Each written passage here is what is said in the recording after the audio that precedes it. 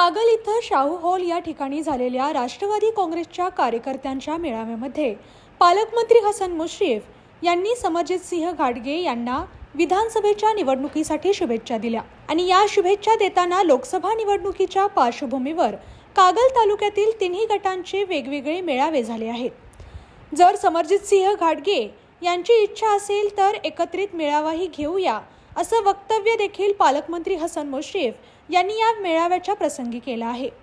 कागल विधानसभा निवडणुकीबद्दल जर बोलायचं झालं तर समरजितसिंह घाटगे हे विधानसभा लढवणार आहेत आणि त्यांनी तशी घोषणाही केली आहे। अण्णा आमच्या शुभेच्छा आहेत असं देखील पालकमंत्री हसन मुश्रीफ यांनी म्हटले। सोबतच कागलसारखी राजकीय परिस्थिती चंदगड राधानगरी बुदरगड विधानसभा मतदारसंघातही आहे, पण शेवटी सटवीने ज्याच्या कपाळावर जे लिहिलं आहे ते मिळणारच आहे।